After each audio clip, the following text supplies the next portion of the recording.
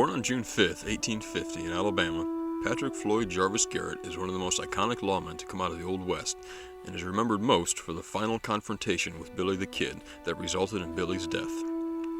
The second of 5 siblings, Garrett's father bought a plantation in Louisiana by the time Pat was 3 years old, but the rise of the Civil War 8 years later ruined the family finances. His mother passed away in 1867 and his father in 1868, leaving the 5 children orphaned and in control of a plantation more than $30,000 in debt.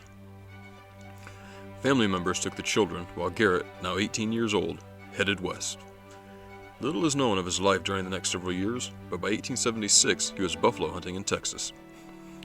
When the hunting declined, Garret left and went to New Mexico, arriving in Fort Sumner and finding work on the ranch of Pedro Pete Maxwell.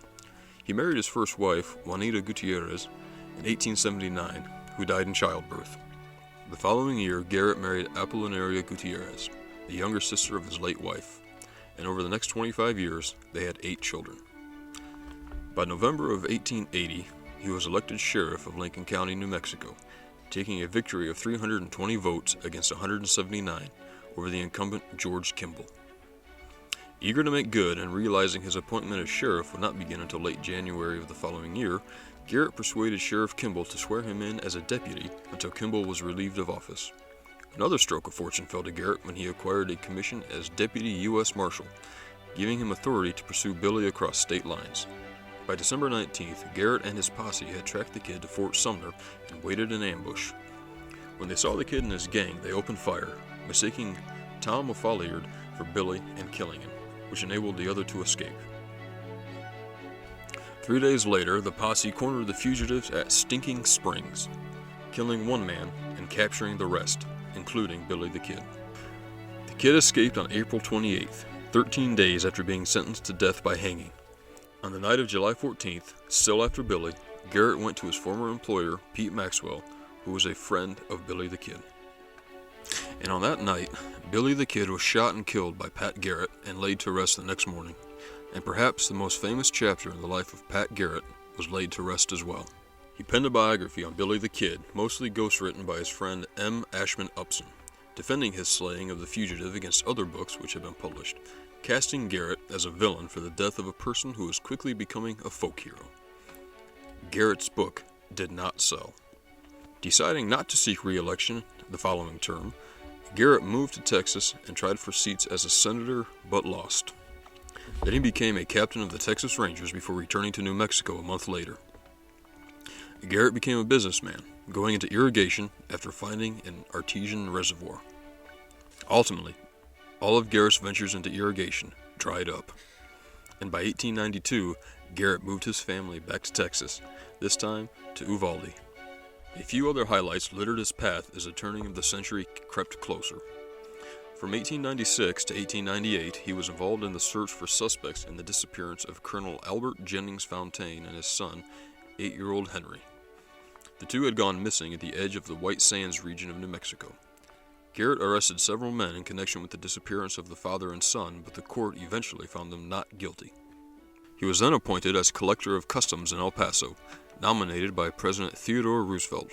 His appointment was confirmed in 1902, and he served in that post for 4 years before being replaced in 1906.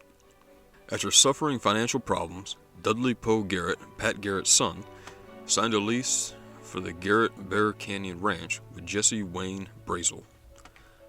When Garret and his son learned that Brazel was running goats on the range, a sin in cattle country, the father and son objected. When Pat Garret discovered that the money for Brazel's herds was supplied by Garret's neighbor, W.W. Bill Cox, whom Garret may have suspected in the Fontaine disappearance, Garret tried to break the lease and was further angered when he discovered that Brazel's partner in the goat herds was Archie Prentice Print Road, brother-in-law to Bill Cox. Brazel agreed to cancel his lease on the stipulation that his herd of 1,200 goats would first be sold. To help settle the matter, Carl Adamson said he would buy the herd, but upon discovery that Brazel claimed there was actually 1,800 goats, Adamson backed out of the deal, but agreed to meet with both parties and try to reach a reasonable outcome. On February 29, 1908, Garret and Adamson rode together to meet with Brazel, traveling in Adamson's wagon. Brazel met them along the way. What happened next becomes less clear. but what is known is that Pat Garret was shot and killed.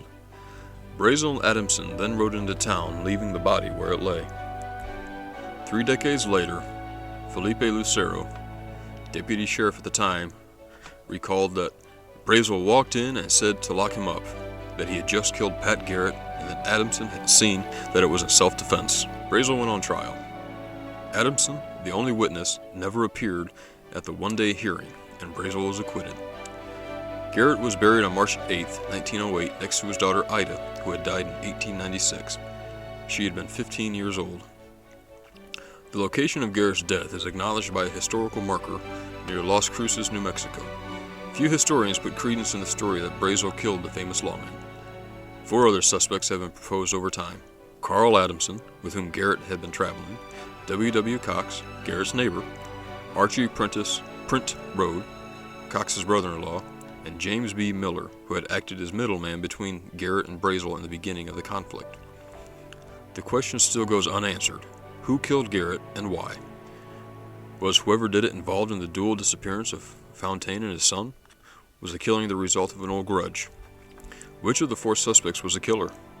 Or is the perpetrator still unsuspected?